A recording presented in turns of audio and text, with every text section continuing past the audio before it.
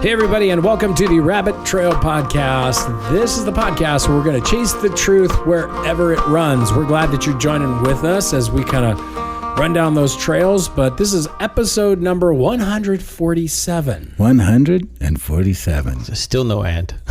And so we'll get this right one day, but we're just glad that you're joining with us. My name's Greg Harris. If you're new with us, we're glad you're joining us. This is a podcast sponsored by the church I'm the pastor at, called Olive Branch Community Church. Actually, we're all pastors at, and so my fellow pastors, say hi, guys. Hello, my name is Stephen Oldham, the local outreach pastor here at Olive Branch, and thank you for listening along. If you are listening along, let us know by giving us a subscribe and like, but you can also send in your questions. But if you're probably here seeing us face to face, you're probably watching us on YouTube, and in that case, make sure you subscribe, like the particular episode, and more importantly, share the episodes with your friend. Ring the bell. Ring the bell.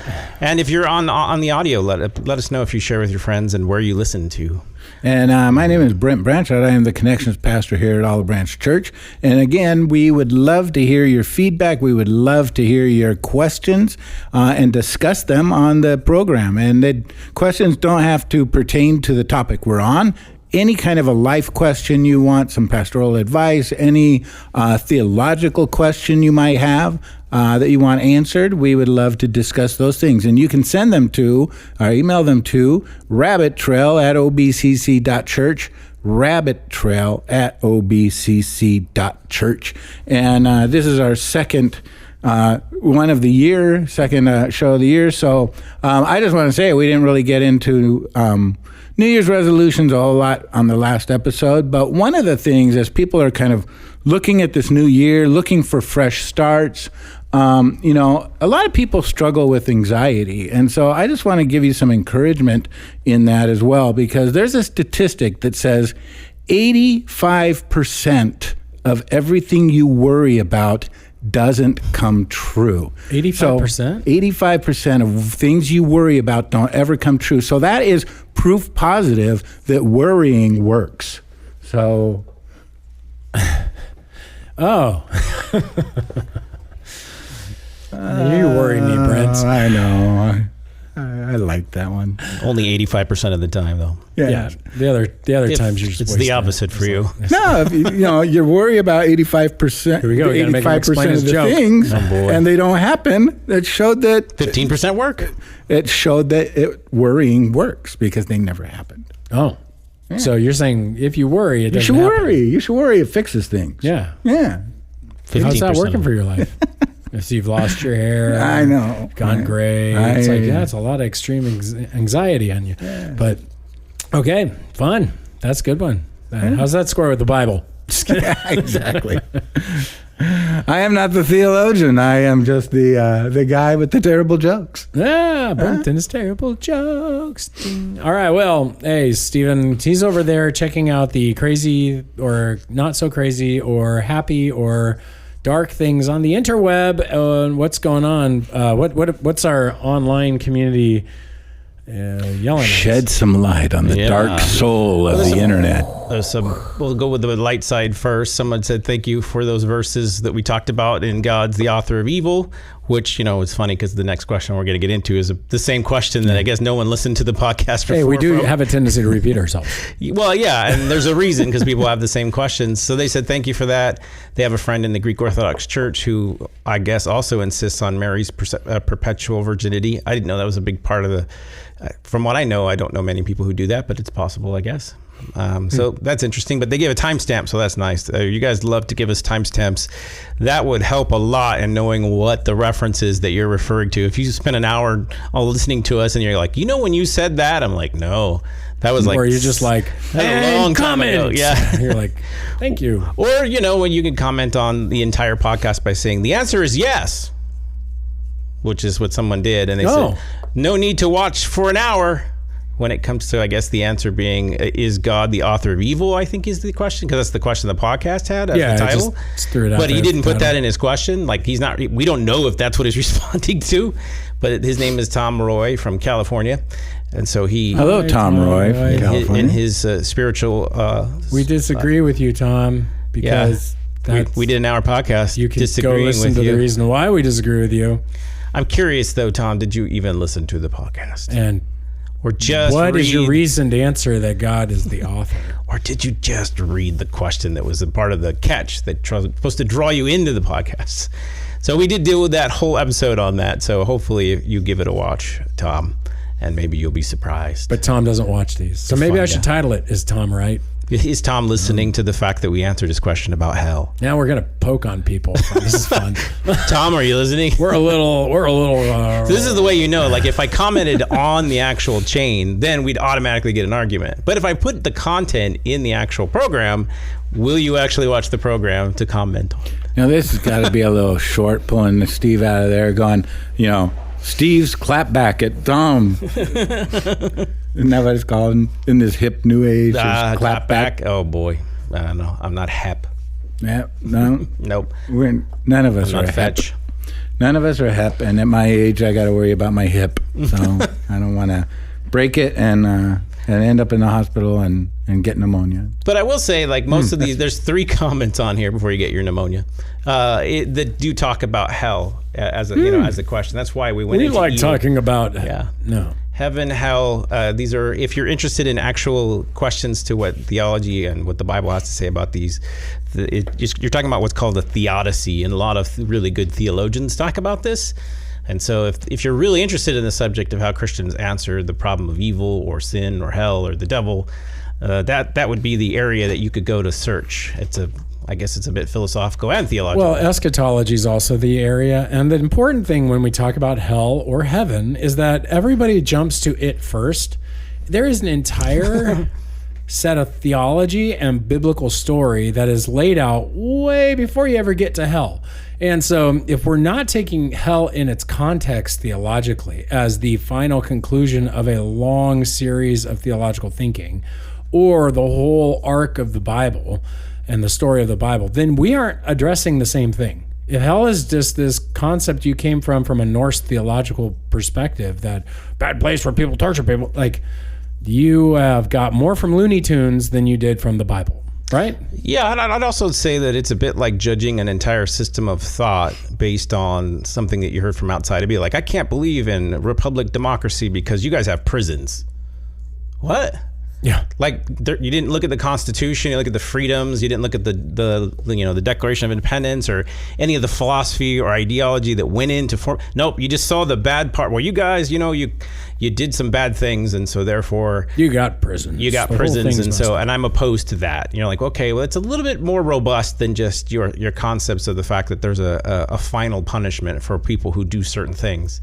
And I don't know if anyone would be in disagreement that, like, we're the Americans. This is what I think it was Tim Keller that said that we're the ones that have the problem with hell. If you go to another country or another culture, they have the problems with the forgiveness part. Right, yeah. It's the Americans who think no one should ever be punished for things, that they should have the freedom to do whatever they want. In other countries, they would say, if a God did that, he'd be evil. If you just let people do whatever they want. So and just let them off? They don't have to go to hell for anything? There's no justice. There's no revenge or vengeance. And so I think that's uniquely an American problem, and you don't find it as common in non-Western parts of the world. And it's almost like saying, like not just America, I mean anywhere in the world, but the only reason there's any morality at all in America is because of the fear of going to prison. Yeah. And it's like, no. I mean there is a moral, compass, the very people who would argue that God is scaring you into being good are the same people who would be like, well, the death penalty doesn't actually deter anybody. It's that's a good point. So I think that, again, we want to realize that the hell is a response to human and demonic sinfulness. It says our choices. We create, in a real way, we created the reality of its necessity, because it is a prison. It is a location where you take the evil of the world and you quarantine it away from the good, because otherwise, and the good has to punish. It's not good if it doesn't punish evil. I mean, a parent who watches the other person abuse their child and just lets them apathetically standing there, that's not a good person. No, that parent has to get involved, get in there, stop the abuse, and then remedy the problem. Stop it from happening again, and deal with the repercussions of it. This is just, it's a bad predilection in our society to think of hell the way that we do. And I mean, we have this problem, and mostly in America, because we just have this idealistic view of rebelling against authority, and to the point where we don't actually believe authority is good at all. So it's like, well, okay, you get rid of authority, and then who determines what? You do. Oh, okay, so you want to be the authority. No, we do. Okay, so then what was that different than what we had before that we overturned? So this idea that no one wants an authority figure, I think deep down inside, we just want to be the authority figure. And every one of us struggles with this. I think this is what Christianity identifies well, is we want to be in control, and we have to surrender that. And that's what it means to come to God, is to surrender that I'm not in control and I can't make a universe of my own making. So I think what's interesting about authority is to clarify how American this is. We were in Thailand last summer and got a chance to sit down with a pastor in Thailand who was born and raised in Singapore. You want to talk about a people who follow rules. Like, if any of us remember that kid who got caned for like spray painting a car or keying a car. In the or Philippines, like I think it was? No, it was in Singapore. It was Singapore? It was Singapore. Oh, yeah. Well, he was like, oh, yeah. Well, and the guy's like, well, he should have been. Like, he broke the rules. Like, and I'm like, so I asked him a question. Do you feel like, that the Singaporean and Asian cultures that they are a little, that they fall into legalism? And he's like, no.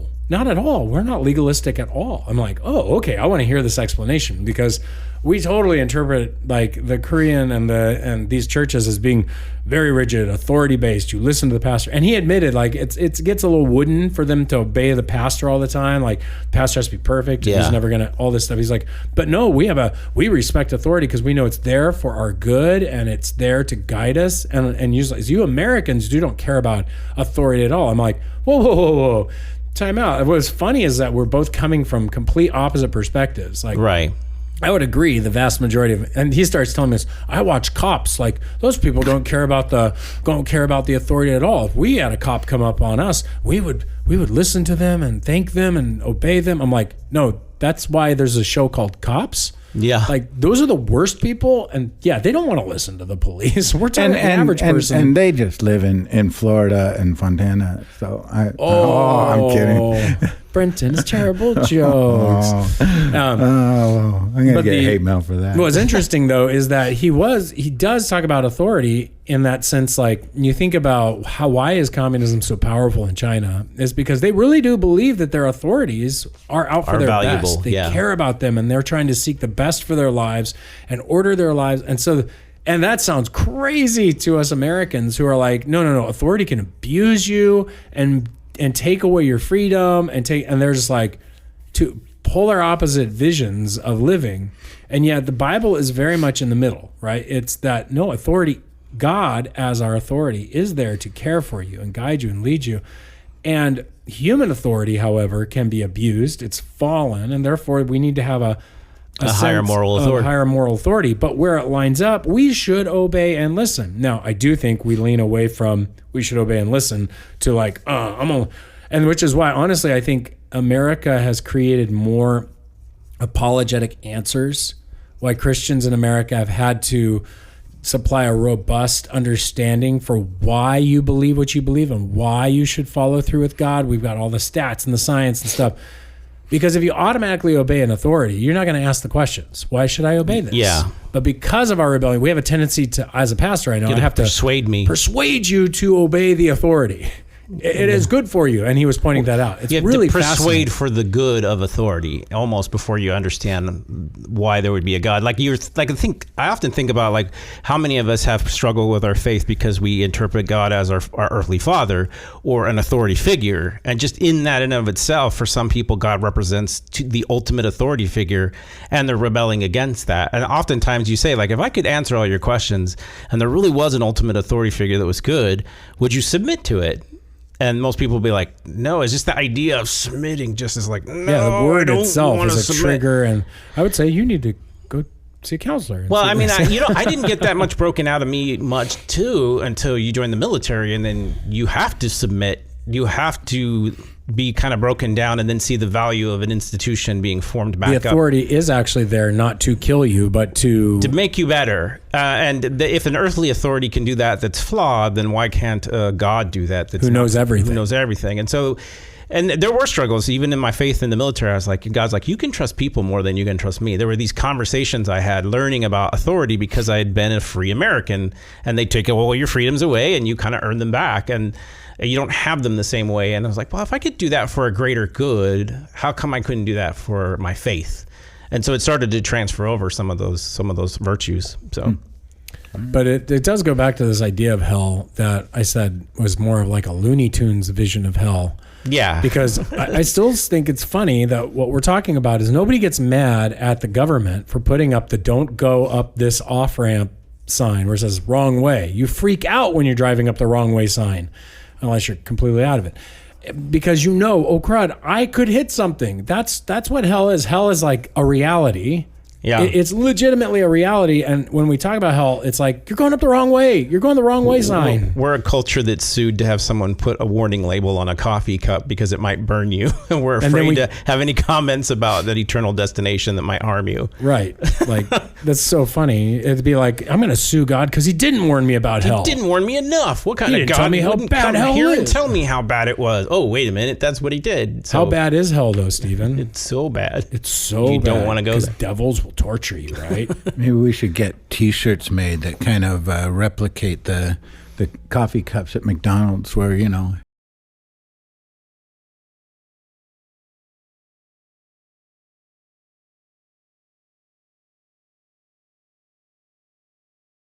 Don't spill it on your lap. Don't drink nor participate. Yes. But we're real quick, because we were talking prior.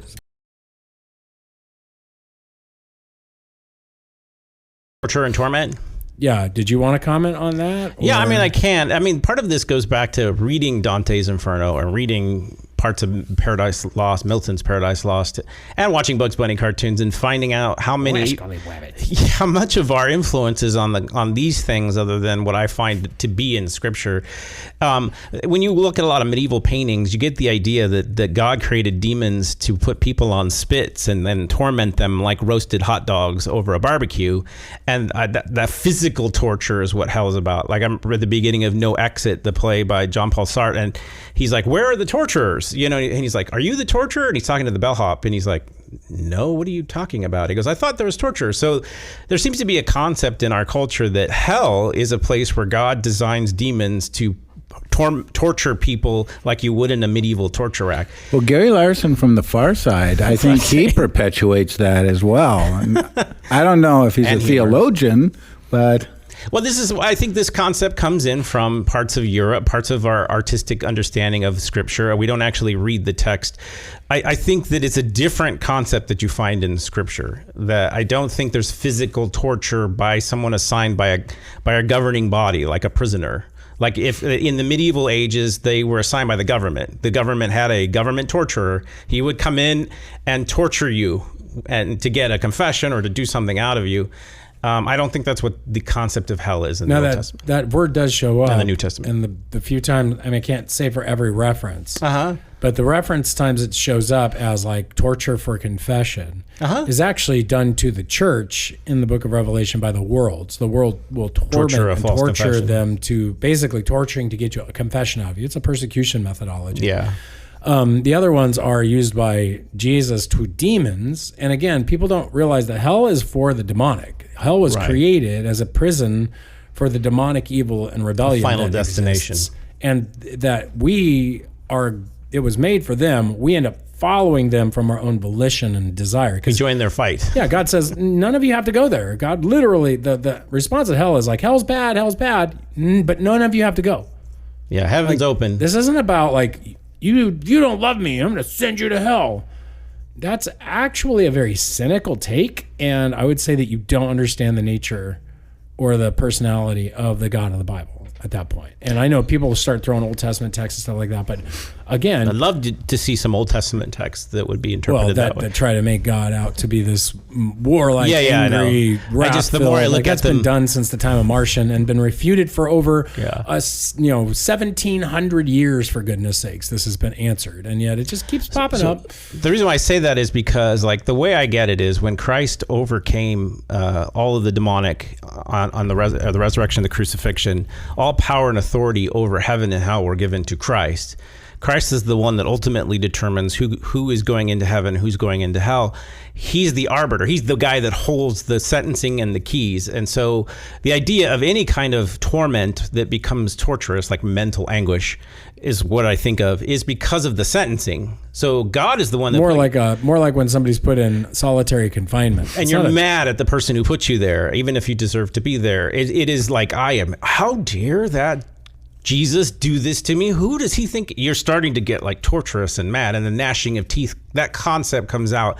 So the only person that puts you in that location is how you view the person who would have freed you. You go to him and he either says you're in or out because you came to him and confessed. If you don't confess, you still hate the jailer. You hate that person. You never want to be with him. You don't want to be anywhere where he's at. And so there's only one place for you, a place to put people who don't like to be with the person who put them. I think somebody said the gates of hell are locked from within. Yeah, you could leave. And this is the true, like this is why, even though John Paul Sartre is not a Christian, obviously he's an existentialist. His concept of hell is that people there are tormenting each other. But that's not the same as an assigned torture by heaven or something. Right. And so to me, that's the concept I want people to shed themselves in the New Testament. I really do like C.S. Lewis's concept that anyone can go to heaven, they just don't want to. I think people in hell don't want to be in heaven. I don't think they want to be there. Especially when you know that heaven is a person. That's the location of the person that you hate, not the person that you love. You don't think you're guilty, so you're mad. So I've always said, the way I've always defined hell is filled with everyone who believes that they deserve to be in heaven. And heaven is filled with everyone who knows they deserve to be in hell. Right. Save one, Jesus, who suffered hell. And so it's this idea that the only reason you're in heaven is because I know I don't deserve to go. Right. That's how I actually tell people sometimes. I'm like, a missionary used to ask people, when did you come to realize that you are a sinner destined for hell? And if he meets somebody who claims they're a Christian, they go like, what are you talking about? He's like, then you haven't come to the knowledge of the gospel yet, because you've got to understand, you have to have come to accept that I was destined for this. This was where I was going to go. Otherwise, where's the gratitude going to come from? Not because of what God was going to do to me, what I was doing to myself. Yeah, it's like when you were in Shawshank Redemption, when they're all the prisoners and no one in prison thinks they did anything wrong. Like most of the people in prison think that they were put there for false reasons. But they were all the nicest people in the world too. Yeah, well, I'm just saying that they don't have the propensity to do nice. I think this is the struggle that people have. They go, well, I'm relatively nice. Why would God send me to hell? Well, because it's like I've said this example over and over again. You wake up in the South during the Civil War, and you find out everybody is pro-slavery and anti what you know is to be evil, right? And you have a decision there. I can do nothing. Well, I'm not fighting this war, but I'm on the South. Everything you make, everything you do, everything you produce is made in the effort of the war. So you're on that side of the war, and you realize, well, if I stay here and I don't do something active to be on the wrong side, then I am participating in what's going on in this war. I'm condoning it without even getting involved, without even fighting. That's what happens when you become a Christian. You realize, I'm on the wrong side of this war. The question is, now that you know that, what are you going to do? Are we the baddies? Yeah, are we the baddies? This is the idea that you wake up and you realize, wow, we've been taught a lie. I am not on the right side. And this happened during the Civil War. There were Christians that thought, this is the most unchristian thing in the world. I need to leave the South. And then they gave up their inheritances. They went to the North. They became abolitionists. They preached the gospel. So this isn't a new concept to me, but this is often a good picture of what it's like to find out you're on the wrong side of the battle. The question is you're mad and you think, is someone saying you're going to hell? What you're mad about is that you think there might be some truth to that, maybe? Mm-hmm. That there might be a little bit of you that knows, like, I don't like the concept of a God. It angers me. And the question I would ask is why? Yep. If it doesn't exist, why is it making you so angry? I get so mad at the Tooth Fairy. I know. It's just like, I do think there's something in the human soul that knows there's a higher authority. And then you have to reconcile with that. And if you don't even make the attempt to look at it because you're so negative against it, that's a good thing to explore. So that's my pitch for the Civil War version of... Because I understand that. I can understand being like, I didn't do anything wrong. I just woke up and went to work, and I have kids. How am I the enemy of God? Wrong team. So. Yeah, and so that's kind of what's like. All right. All right. So we are entering into a new series that just started this week. It's called "What's Your Next?" And over the next few weeks. I mean, this was kind of what's your next for loving Christ, and then it'll be living Christ, sharing Christ, and then obstacles that you probably need to overcome. Okay. I'm not going to call it spiritual warfare, but yeah, it's really kind of taking on those things that, I really do believe there's this spiritual battle that's going to try to keep you from doing your next. But we'll just talk about what those things are. And one of the points you made at the very beginning was you were talking about the devoted, right? And whether you're devoted to your marriage, whether you're devoted to Christ, whether you're devoted to your career or whatever, the thing you said was the devoted know there's a next.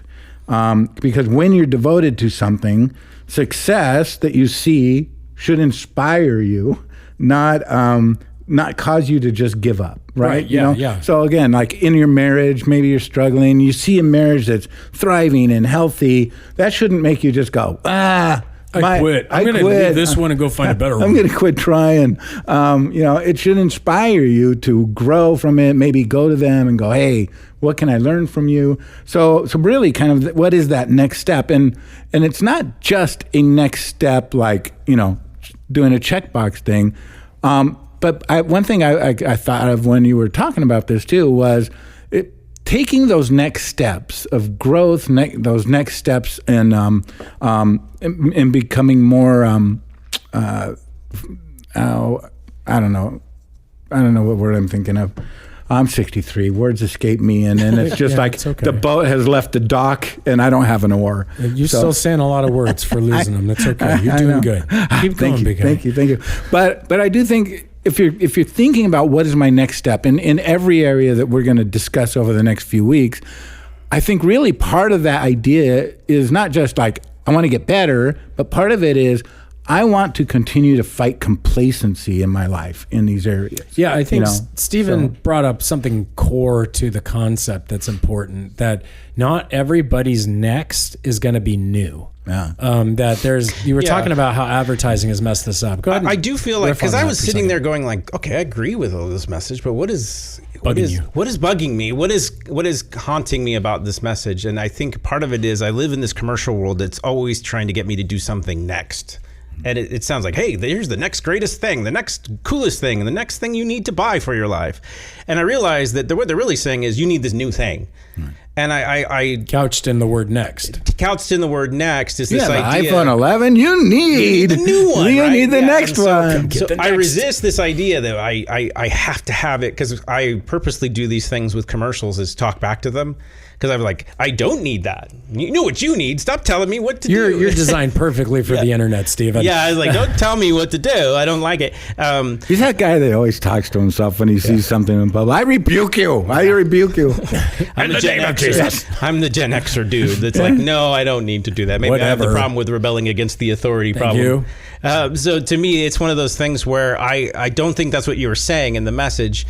And it's really just asking, what is your next step to find the next good thing you could do to get closer to God and other people? Yeah, maybe another analogy might help, which is the like, marriage one that I was talking about too. I like the relational one, but maybe somebody's like, I'm not married or whatever. So it's like, we got a friend, Andy, who's really, really good at just doing stuff. Like he learns things and he's just really good at it. And he's a really good musician and he's really good at just all kinds of interesting things. But it's because when he starts off, he starts with the basics, right? If I'm going to learn how to play piano, you're going to learn your scales, or you're going to learn where all the keys are. Well, yeah, first learn where your middle C is, then learn where your hands go. I mean, there is an actual next step in progress. It may seem like it's new, but it's new to you, not new and like brand new out of nowhere. Well, it might not even be new. It might just be a practice that's good. So I guess for me, new isn't always good, but sometimes it is. So sometimes it is good to do a new thing that you haven't done before. So that's why I'm talking about but sometimes it's using going back to an old thing. It may be that you need to play your scales again. Go back to an old thing. But then there's a point where you've done your scales enough where you're like, oh, I need to learn this roll. And like there's different aspects to your hand motions in piano.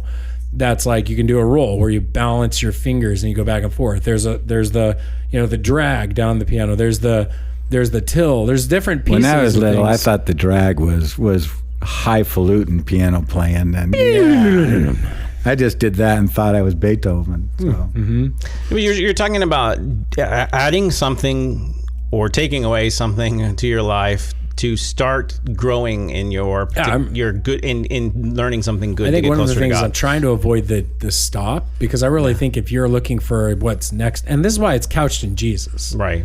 It doesn't make a lot of sense if you're not Christian. What's your next in exercise? Yeah. I don't know. You figure that out. Go have a New Year's resolution. Have a blast. I want to know what your next is in Christ. If Christ is asking you to be healthy so that you can better minister to somebody, or if Christ is asking you, hey, this year you're going to go join a gym to connect with some people, to share me with him, that's a totally different conversation.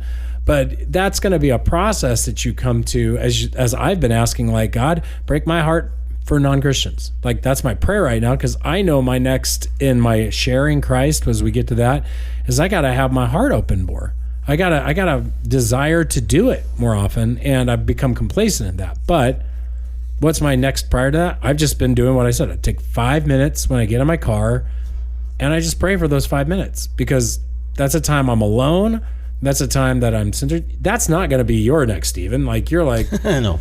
You've got a different thing with the Lord in your relationship with him, that you're going like, I need to just kind of take that step. And I'm asking for steps, not for, like I said, leaps. Which is a good clarification, because I do feel like people make...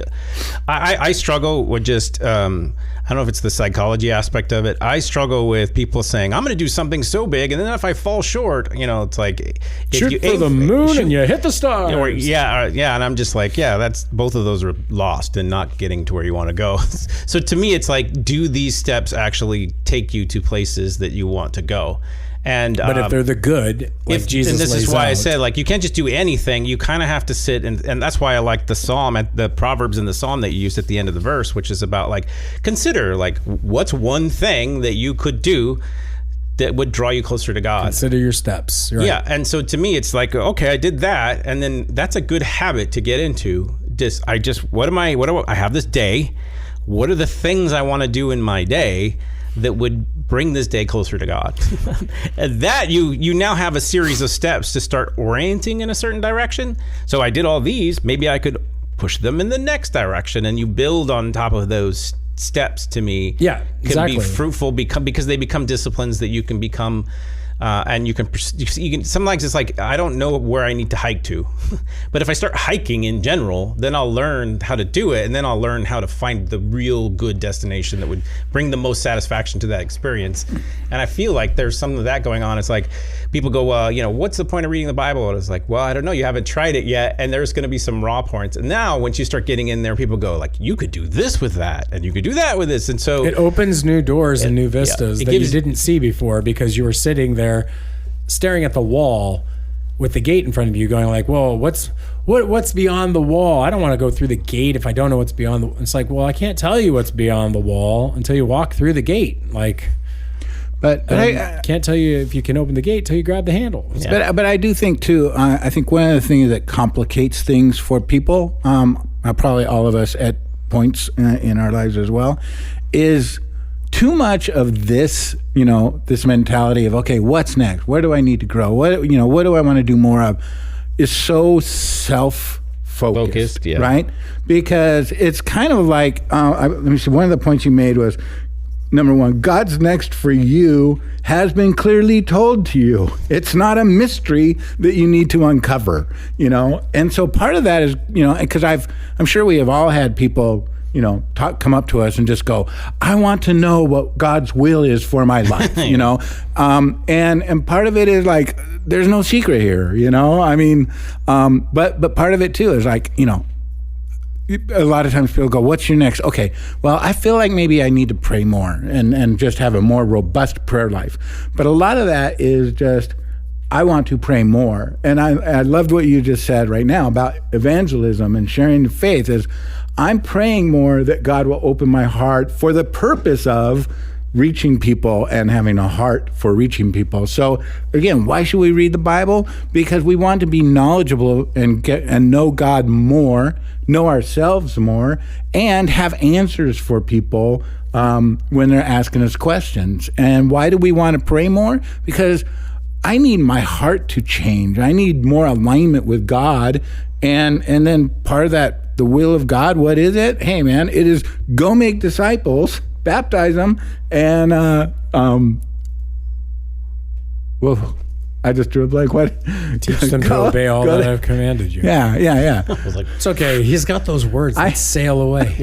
I'm telling you, it is. Come sail away. You guys don't even know. You guys don't even know how difficult my life is. But I think that what you're getting at was kind of your question of like, well, how do you discover the will of God? And we can get into the details of that in a second, but I really want to say that the goal in this series is to kind of set that whole question aside and go, that's future talk. Like, you're talking about the future. You're talking about things that honestly, we as Americans, we love the future. I love the future. I'm a vision guy. What this has helped me do is go, it's not about the future. It's about like what is right now. Because I could think about all kinds of great things I could do in the future. I've got a pretty creative mind. But right now, what's actually right in front of me is the thing I need to do next. Well, that's why it's sometimes good to ask yourself, like, what do you do already? Because sometimes it's taking away something and adding something to that. Like you said, you're in the car. You're already in the car. What do you want to do with that experience? It's happening. It's going to happen. How do you draw closer to God with that? For me, it's been harder. How do I draw closer to God in a supermarket line? Which is the hard part, because it could mean talking to people, and I don't want to do that. So there is a bit of wrestling, but I'm open to it now. I'm open to a conversation if it comes up. You may start with praying for the people in line. I do pray for people, but it's just, I never thought that way. I just never thought, like, this is my time, or I just veg out, or I'm just not there, or you scroll through your phone constantly. It's like, I just want to be present, and I'm already doing something presently. What do I need to do presently that would bring more glory to God or make me closer to other people? I'll give you an example. In that very scenario, I was just like, you know what? This time, because I want to keep God in my mind, I'm going to go into the grocery store because I was picking up something real quick for my wife. And I just said, I'm going to not put my earbuds in and listen to what I was listening to in the car. So I went in and I was just like, okay, I just want to be present with you, Lord. And so I was praying for people and grabbed what I needed, got in line. As I'm standing in line, nothing was really there wasn't an good opportunity to talk to somebody. But as I looked, over there was my I guess my stepmom, my dad's wife. And so it was like, oh.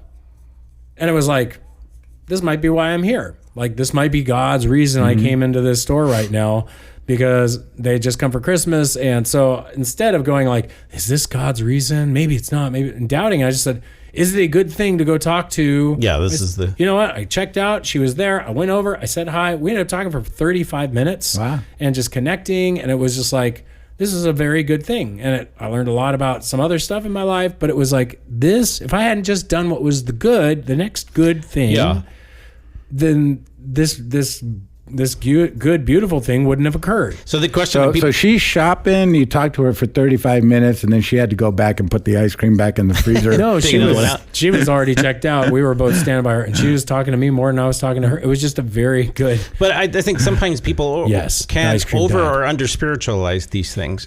To over spiritualize, did God really want this to happen? Why would God be opposed to you doing something good?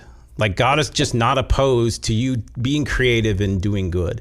So would God be upset if you cared about people in a grocery?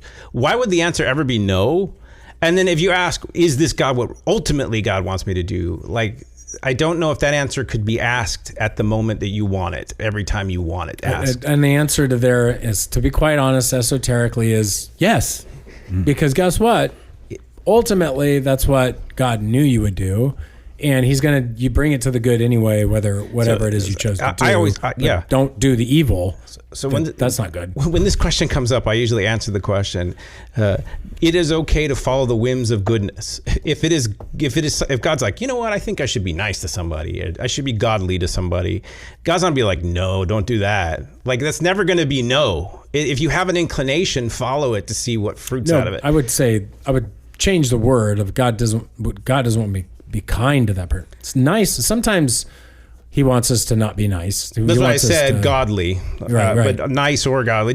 Nice is a word I am trying to avoid using more often. But if finding God wants out you to be that- good towards another person, whatever that form that takes, I think it's important to pursue it. Kind, good to them. Could be truthful, patient with them, truthful honest, to them, loving, confronting if it's in love. So like these are all things that I think are hard enough to do on a daily basis that if we tried to do them, you would be astonished at how much of God could use that towards the greater good.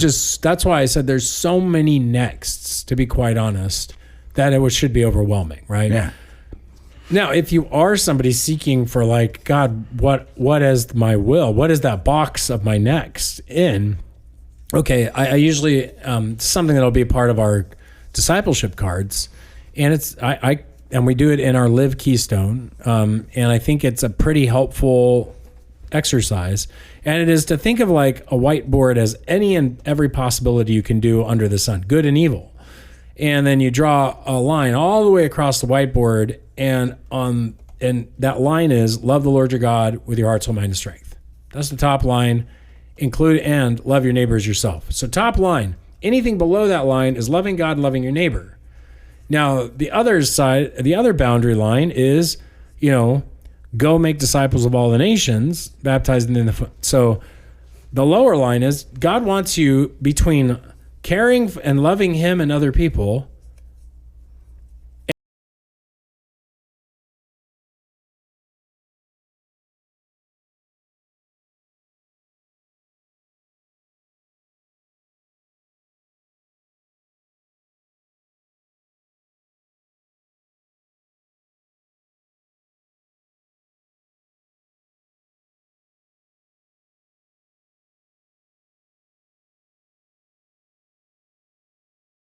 Skill base and how he's made you.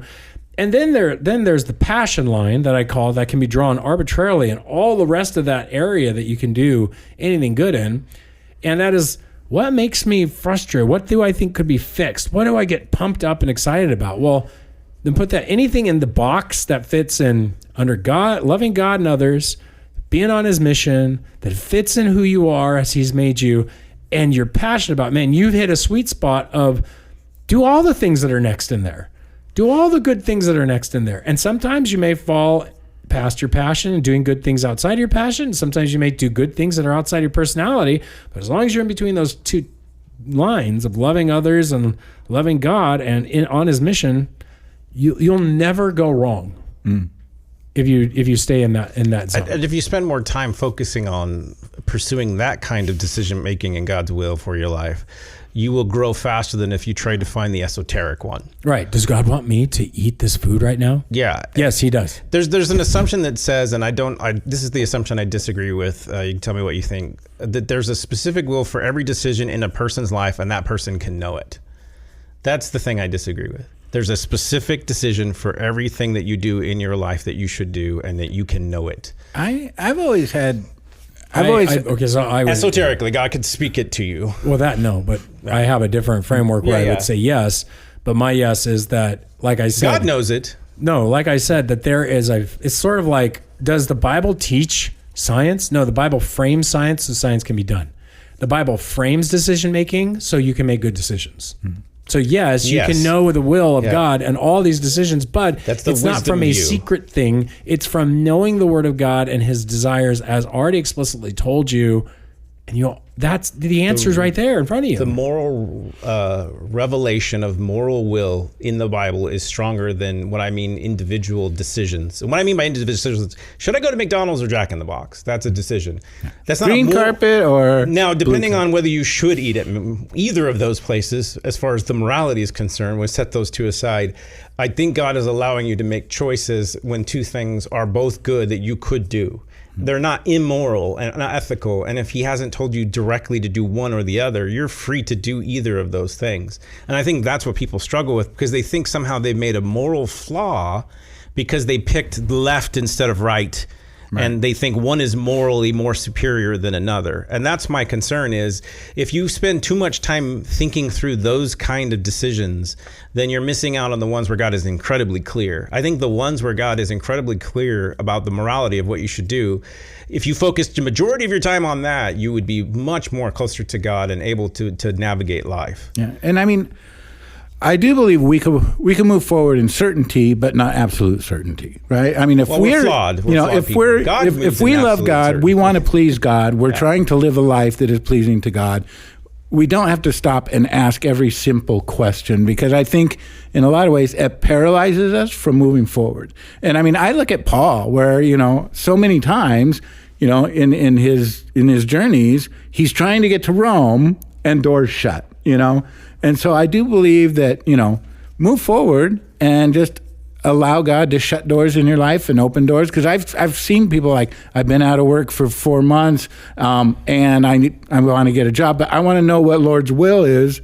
Well, the Lord's will is you work, and you support your family. But that's less spiritual. So exactly what job you should take right now, take one unless it's immoral. The job you have right now is to go interview for every job you possibly can, and that's God will shut spiritual. all the doors. Yeah, and don't. But it's not less. Don't spiritual. interview and turn in applications at immoral places. It's less fideistic. It's less existentially wrong, and it's not. There's not a category in my mind for what that is, because I think it's feeling oriented. Spiritual. It is completely spiritual, because it's the Jesus who told you when you pray, ask, seek, and knock. I actually see that as a series of, you ask and then you go seek his answer. You go out, you ask God, I need a job. Then you go seek by doing interviews. And when they offer you the job, you go through the knocking, door. you the door's open. Go through the door. Don't just stand there. Keep knocking. Keep seeking. Right, and then you don't stop. Right. Well, I think the idea, though, is an American idea, is that you conflate this spiritual feeling with the idea of God doesn't work through reasonable means. How's that done for us? Our feelings are all over the place now, without any grounding or mooring. And I would say that I've met Mormons who feel like God made them a Mormon. And I would say, well, the facts seem to indicate that doesn't matter how you're feeling about those things, that they may not be true. And you need to contend with these other facts, this other revelation of God.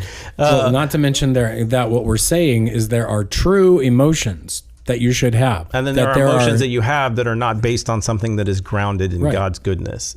So, but the other thing is, so the way I word that is, ask the question, do you believe specific will for every decision in a person's life that believes and must be discerned by them through signs, impressions, and feelings? That's the other part of what we're talking about.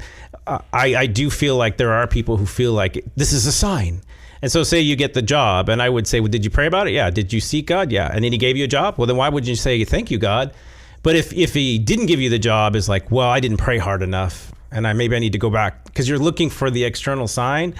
And I just think, like, are you obeying God? Are you doing everything you can? Then, okay, this is a dry spot that the church needs to help you through, or people need to be praying for you, with you, that God might be using this for other reasons. I don't always know what that is, but I do know that if you keep close to God and keep working hard, that those things may or may not resolve the way you want to, but you'll always be in good standing with God. And it's better to be in good standing with God than it is to get everything you want, or to have positive things happen to you in your path. I often don't think even the positive things that happen to you in your path are always indications of your spiritual morality. It's like, if you got everything you prayed for that you wanted, I don't know if that would be good for you. So sometimes God knows better what you need and what you don't need, which is really hard. You mean as a good parent? Yeah, but it doesn't always seem or feel that way. It does. It feels very arbitrary. Didn't feel good when my dad didn't give me what I wanted either. So. Yeah. Yeah. Well, in the words of the great theologian Garth Brooks, thank God for unanswered prayers. Even God's greatest. Although I don't believe there are any unanswered prayers. You pray. Well, you can see why this is a big part of your spirituality. I think I've talked to people here at Olive Branch and other churches. They have a very different way of figuring out God's will. Some people have even said to me things like, well, God would never want me to be sick, or God would never want A, B, or C. And I'm like, the only way I can answer that is to look at scripture, and to answer that through, I don't see that clearly in scripture, or I don't see that. But like, no, I really prayed and I felt like this is what God told me. And I was like, now you're comparing your feelings to the text or whatever. So I do feel like if we did spend a lot more time trying to figure out what God thinks about things because we care and love about him, then that's what helps me keep reading my Bible when it's really boring and dry, is as like, no, this might become something that draws me closer to God. And I'm always weirded out by the fact that if I stay in step with the Lord, when I get out of it, it's usually asking me, what did I stop doing? I just stopped caring about what thing I need to do today to get closer to the Lord. And for me, it starts right in the morning going like, okay, I'm going to go through this day. What do you want me to add to the day in the morning that makes you the center and not me? Because I'll just walk through my paces and then the day will carry me wherever it wants to go. I think that's what the Lord's Prayer is so interesting, right? So on one side, you start with, you're my Father in heaven, your Start dad. with the right I'm priorities. Not. Second, I want your name to be holy. I mean, I want you to be, whose reputation am I going to defend today? Well, it's not mine. I'm going to defend your reputation. I'm going to represent you. I'm going to be on that. I'm going to be your image today. So I want your kingdom, not my kingdom, to come. I want your desires to happen, not my desires. And so will you provide for my needs, that I have? That I need today? And will you forgive me my sins? Because I'm going to forgive those people who sin against me. Or try. And then will you lead me? Because I know you won't lead me into the failure, but deliver me when I'm about to fail.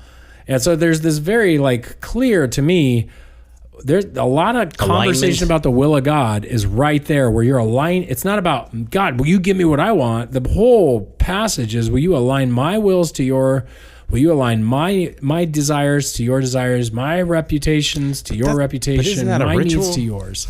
Isn't that a ritual? How do you keep from making it a ritual? Yeah, you just know what it means. Just don't say it. I don't think, though. Think about it. I just asked this question because you guys are both married guys. Do you have rituals in your marriage? Yes. I think that when you're in a relationship, you typically have certain rituals that you keep. It's not the matter that you're keeping them. It's the heart by which you keep them, right? My whole family has rituals. We call them traditions. Yeah. And guess what happens when we go on our tradition? Like if I don't do the tradition, my family erupts with upset. They're just like, no, because it's so special. We would go to this place called Heart Rock. This is where they make the candy? Everything. And Heart Rock is this place over in Crestline near Lake Gregory. It's a hike. It's about a short little hike. We used to take them when they were really little. And to be quite honest, I've been there so many times.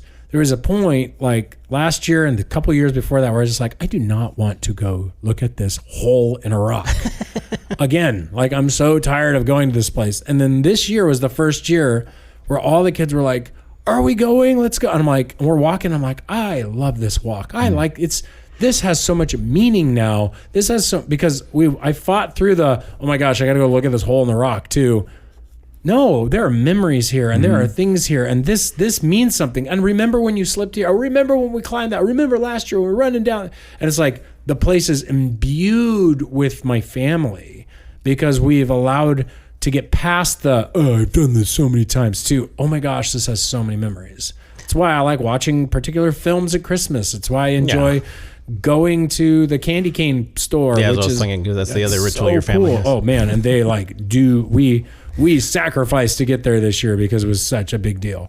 But I'm telling you, yes, we can be all traditions, but the reason they were that Jesus was against those traditions is they weren't squared with the love of God. They were done. They were unrelational. They were done for rote ritualistic reasons, not for relational reasons. If I walk in, here are your flowers, check. Yeah, here. I had to buy these for you.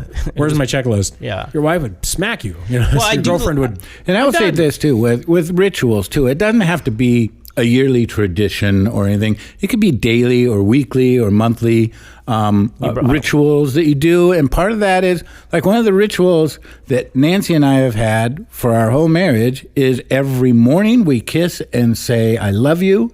And at the end of the night, we kiss and we say, I love you. Sounds terrible. And so, part of it is what a terrible ritual. I know, but part of it is ritualistic, right? I'm so glad he didn't turn that into we kiss and I say I love you, and Nancy says, and you are the greatest man I've ever met in my entire right.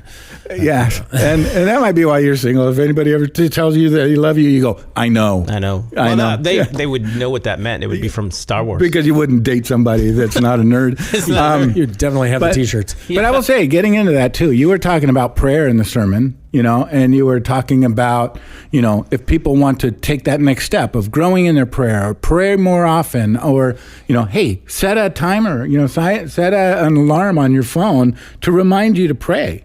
And I would say there's probably people that feel like prayer should be more organic and maybe, just led by the Spirit. And if you're setting your alarm, it kind of takes that.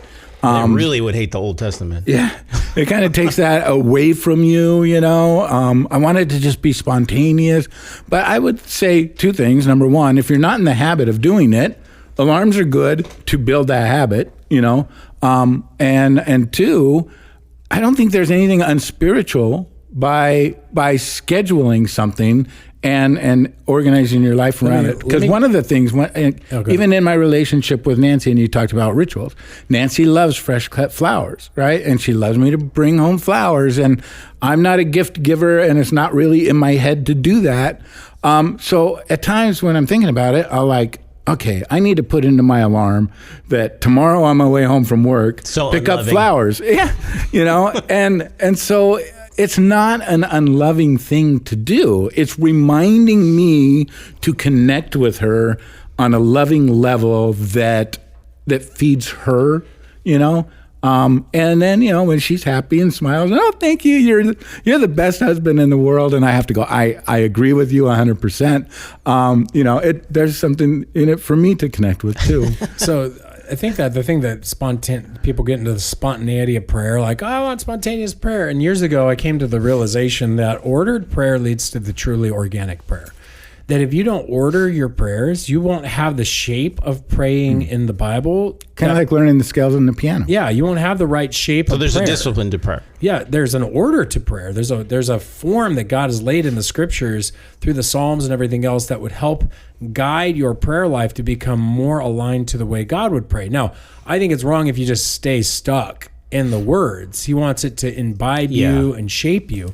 But here's the thing. If you start in disorder, disordered things lead to death. And I just give you an example. This is why I'm not an environmentalist. Like environmentalists are out to, let's put nature back as nature and leave it alone. Look, number one, when things are left to nature alone, they become disordered. They actually do. Yeah, your HOA will let you know. Yeah, well, they do bring some order. So, and I appreciate that. But the disorder aspect is interesting because you take an animal, take a dog, that lives out in the wilderness. They live shorter lives and more difficult lives than a dog who's been domesticated and lives in a home.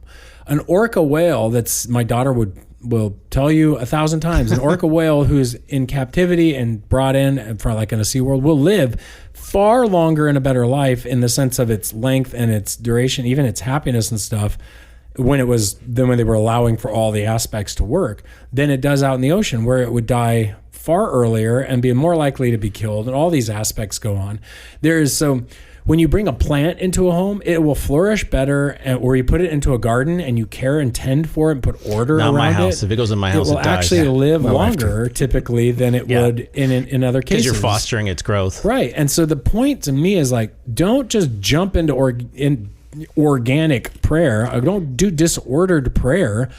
Allow the work of the Word of God and His Spirit who put those prayers together to order your prayers so they are more palatable and powerful. Every time when I do have these moments where I have spiritual slumps, and I have found that the best practice is to go back to the Lord's Prayer. It's like the one prayer that God told me to pray. Mm-hmm. Pray like this. So if you don't know if someone said, there's the piano, have fun. What? Okay, play these chords. Do this kind of, use this simple principle. oh, okay, now I'm enjoying something. It's like, now I can build off of this. Now I have a framework. But it's also the person you want to have the relationship with. So the person is telling you how to get close to them. When God says, here's how you pray to get close to the Father, guess what? If you pray that way, you'll get closer to the Father. I believe him. And so oftentimes when I do find myself dry, when I go, maybe I need to go back to praying that way. And it resets my prayer life. And then sometimes the spontaneous prayers will come. They typically come, like you say, out of that riffing. It is like a song. It's like jazz after a while. You know the chords, but now you can rip off them. Actually, it's very much like all forms of art. One of the things that people don't understand is the greatest artists always imitate. That's why you have guys that like, what's his old Blue Eyes? Frank Sinatra? Yeah, and then all the crooners, in a lot of ways, were mimicking him, and even modern crooners are mimicking the old crooners. Or you get there are certain actors that if you look at, they all act in the same vein. They all kind of like, why does Brad Pitt look like Robert Redford in his acting? Because he was modeling his acting off of Robert Redford, just as some new kid is going to go off of Brad Pitt, and on and on. All art, you learn art by actually copying another artist. Musically, all kids who really learn how to play well learn other people's music, and then they grow to riff off of those things as they discover. The same thing is true. Why wouldn't you go after the master artist of prayer, who is God himself, who has given us these prayers in the Psalms, and Jesus, who is the perfect prayer warrior? That's where you learn how to pray. Copy him and watch what begins to happen. And I'm not saying rote copy. He didn't give us a rote copy. But that's why I love the fact the Gospels have two places, and they're not word for word the same. And so that's what's nice, is God is saying, pray in a style like this. And I love that example, because there's two. And if there was only one, then we could try to do that with the scripture. So some people's next is to just go do it again. It was like, read that text again. And one of the examples too that came to my mind when you were talking, and in the sermon too, you were like, don't try to leap, and take all of these, go 100 yards in your growth in a short time. Just take a baby step, take a foot, take a yard at a time. And it just reminded me, there's these two pastors that do marriage conferences, and one of them was the mentor of the other, and so the younger one, I would use their names, but I'm not 100% sure they were the ones that told the story. This is Jim and I think it's Jim and Doug. Yeah. Okay. Yeah. So Doug is the younger one, and Jim was his mentor and Jim his was pastor. his youth pastor. His pastor. And so I guess, Doug had gone into Jim's office to talk to him about marriage and praying as family and whatnot. And Jim mentioned to Doug that, him and his wife make sure that they set aside 20 minutes a week to pray together.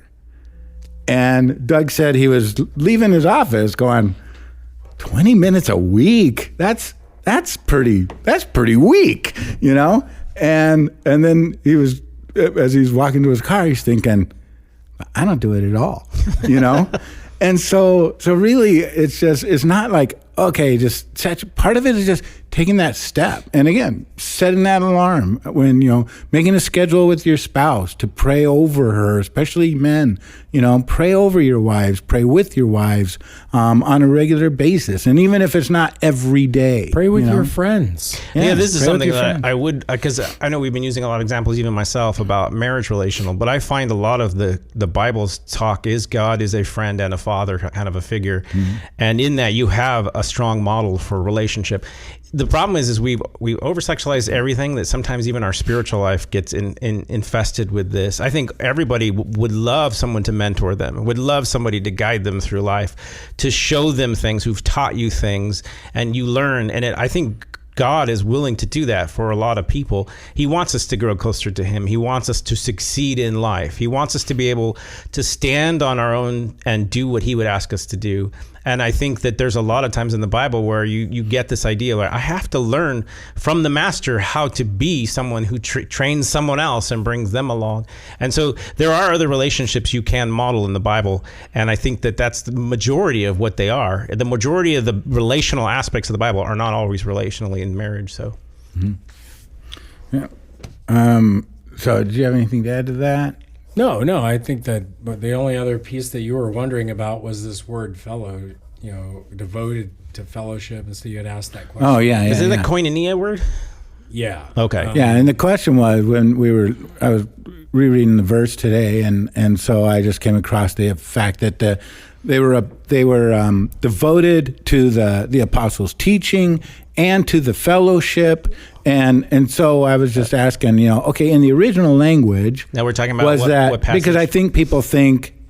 I probably have read it myself by thinking people were devoted to the apostles' teaching, so hearing sermons and hearing the teachings about the Bible, and to the fellowship. And I kind of looked at it as being devoted to fellowshipping with people, and the idea of to the fellowship seemed different to me than just fellowshipping, right? Yeah, and you're talking being about being devoted to one another, Yeah, and not just a social aspect of it. Because in the Greek it is the fellowship. Yeah. It is most of them are just or Kai.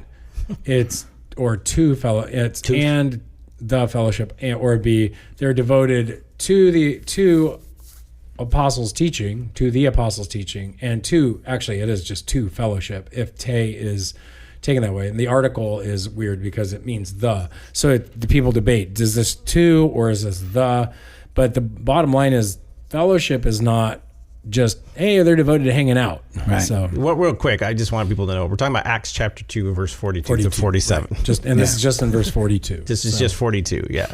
Yeah, because I do feel like people look at fellowshipping as a social event, Especially when you're watching the movie. yeah, and then being devoted to the fellowship, Fellowship of the and I think it even gives examples. They're breaking bread, they're sharing things in community with one another, and so again, I would say too, when you're looking at that next, and we'll probably get into it next week, the living part is serving one another. Coming to church for, devoted to the fellowship by helping and sharing resources with one another and serving one another and caring for one another. Which is what the tithing actually is a part of Right. in churches. So Well, the thing I struggle with is that for some people, church is extended family, and for others, it's vital.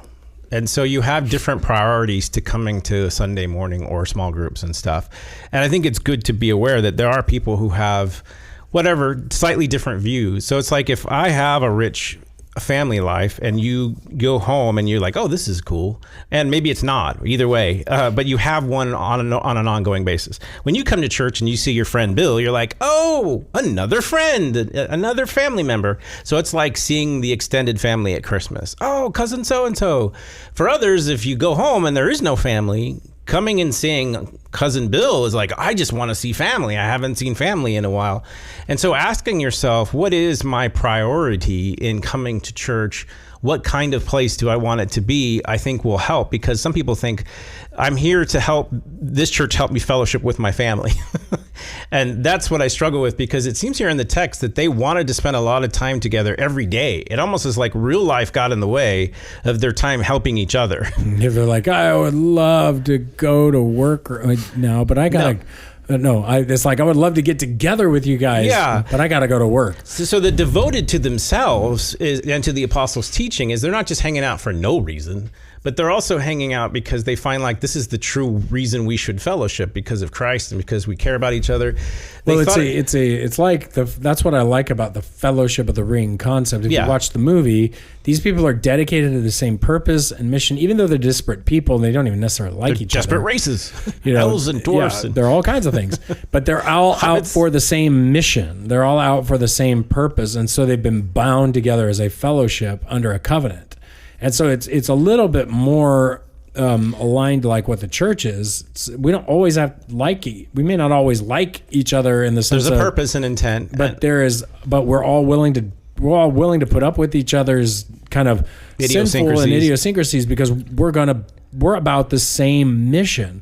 Now, yeah, we're a family too, but this is a fellowship had this tendency, like a partnership. We're bound to the same destiny and direction together. Together we live, or together we fall. Surely we will either hang or one does not simply walk into Mordor. Yeah. So I just like 36 says, day by day, attending the temple together, breaking bread in their homes, they receive their food with glad and generous hearts, praising God and having favor with all the people. So these are very relational. Like this fellowship spilled out into everything. It spilled out into the temple. It spilled out into the home. It spilled out into the work environment because it's saying other people saw it. And it still does today. One of the things that you'll notice is that just doesn't mean that you have to have this intimate bond to every person at a church. You can have a very large church, but the question is, do you have fellowship in the church? Do you have a committed team that you're with? So that might be a ministry team. I think that you find great fellowship in a church regardless of its size. One of the reasons it's easy in a small church to find fellowship is because you got to do something. Everybody's got to participate. There's less people. There's a lot of work to do. We're all doing it together. We're all excited because we're all seeing the work together. And your church is your small group, right? You know everybody.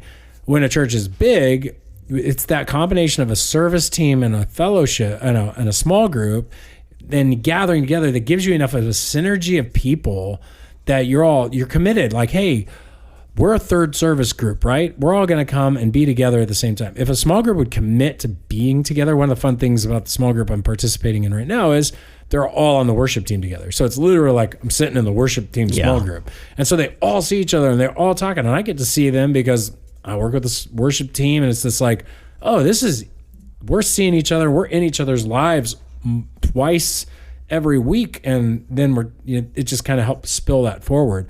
So if you're in a Bible study, like Stephen, you were in a Bible study, you're closer to those guys than I am, because you see them weekly, and then you see them on Sunday, and you have conversations even in between, and you're a small group you've been close to for years, and then you've got ministry teams that you're close to, so when we see each other as a staff member, it's real easy to feel like you're in a clique as a staff because, man, we're all with each other all the time. And it's not a giant staff. So well, just like I just asked the question, who are you in your current life most generous to? It's like, for me, it's my nieces and nephews, right? Christmas just happened. I'm like, oh, I like giving stuff to them. Or I think that has to do with seeing the value of the relationship grow. And people often find like, well, they have a struggle with giving. And the reason why they sometimes have a struggle with giving is they're not as close in relationship to what that giving is able to accomplish in the hearts of the people you give to. When I give a gift that I know is going to brighten a child's life, you get to see the response like, oh, I can't wait to do this. And so I think there's some of that going like, oh, they all came together and I know this person needs that. And I can't wait to help see them glow and God put them back where they could to be more beneficial to him. And if you're finding yourself skeptical of any kind of giving, whether it's mostly for most people, I think it's time. I think some people it's easier to give money, but they're like, I don't want to give my precious time. I said, maybe it's because you're not close enough to the people God would want you to give to. And the only way you're going to do that is to try and get closer to the church and see where God is. I just find it's easier to give. Sometimes it's easier to give to no one. It's like, I just put this in a bucket and it goes to a random place. But the problem is giving is actually harder if you have to see where it goes, right? Because you have an expectation of its outcome. But I think they were delighted to. There's something in their hearts that was like, I know God's going to use this regardless. I can let it go with an even We'll really hand. want to dive into this more next week as we bring that up as part of that living Christ portion. Because I see giving as part of... Some people would put that in the love Christ category. I put it in the living for Christ category because I really think our giving is more about participating together than it is about, hey, I give my gift to God. And it's like, yes, you do, and you want to be generous, but you give it to family because of God. The way that we give to God is by caring for each other with that. So we're going to talk about love and share. Maybe next week we can talk a little bit about how we define those for people who maybe not go to our church or might just want a clarification. Yeah, we'll start off with that. Take a note here, but if you're interested in learning more about that, check us out. You can go to olive-branch.org. You take a look at the church and join us in the actual services right there online. You're always welcome to join us if you're new to these conversations. Check out that YouTube channel. It's also got our old sermons on there and different things, so you can just get a sense of who we are.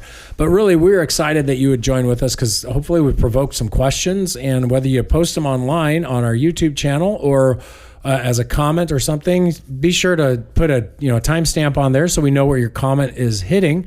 But also, if you've got a different question, maybe something from your quiet time, something from the sermon, or something that was provoked in this right now, drop us a line. We have an email that you can email us a question at, which is rabbittrail@obcc.church. That's RABBITTRAIL. That's a bunch of doubles in there. So if you write rabbit and then you write trail and capitalize trail, you'll get it right every time. But it's rabbittrail@obcc.church. We'd love to hear from you guys. We're glad you joined with us today. May God bless you, whatever you're doing, and may you know what your next is in. Boom, chakalaka.